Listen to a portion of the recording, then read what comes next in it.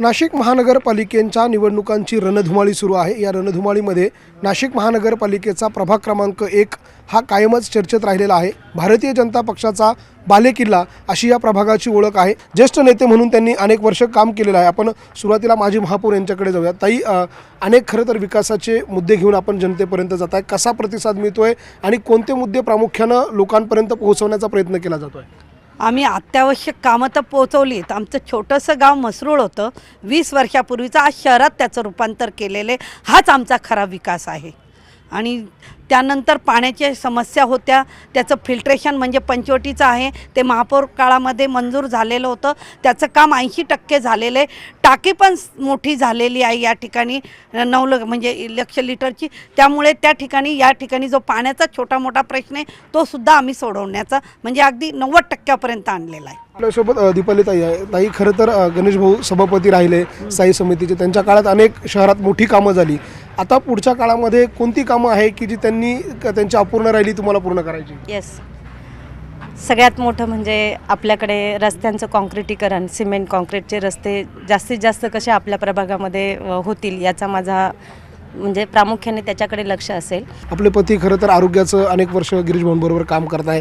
पुढच्या काळामध्ये तुमच्या भागात आरोग्याच्या सुविधांसाठी काही प्रयत्न किंवा काही प्लॅन आपल्याकडनं तयार करण्यात आला आहे का? नक्कीच आरोग्य सेवा प्रभागामध्ये कशी जास्त पोहोचवता येईल आणि मोदीजींनी काढलेल्या योजना आहे, आयुष्यमान भारत कार्ड असो, मुख्यमंत्री सहायता निधी असो, तो प्रभागामध्ये किती प्रमाणात पोहोचता येईल आणि कुठल्या वर्गापर्यंत आणि किती त्याचं उत्पन्न आहे। 1,70,000पर्यंत उत्पन्न लोकांना आपण फ्री ऑफ कॉस्ट ऑपरेशन आणि मोफत उपचार देतो। तर प्रभागामध्ये जास्तीत जास्त नागरिकांना कसा त्याचा लाभ घेता येईल याचा प्रयत्न नक्की आम्ही करणार आहोत। खरं अरुण भाऊ, आपण ज्येष्ठ आहात, तुमच्यावर या पॅनलची जबाबदारी आहे। हा बालेकिल्ला आहे भाजपचा, हा बालेकिल्ला कायम राहण्यासाठी आता लोकांपर्यंत कुठले मुद्दे घेऊन जात आहे? गेल्या 25 वर्षापासून मी आणि भानसी मॅडमच्या माध्यमातून या प्रभागाचा आम्ही सर्वांगीण विकास केलेला आहे।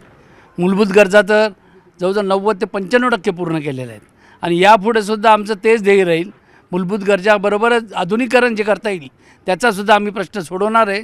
या ठिकाणी आम्ही शासनाच्या ज्या योजना आहे, महाराष्ट्र शासनाच्या असो नाही तर केंद्र शासनाच्या असो, त्या मॅक्झिमम या ठिकाणी त्याचा लाभ हा नागरिकांना कसा मिळेल याची आम्ही तरतूद करणार आहे। आणि या प्रभागाची विकासगंगा ही कंटिन्यू चालू ठेवू एवढी तुम्हाला खात्री देतो।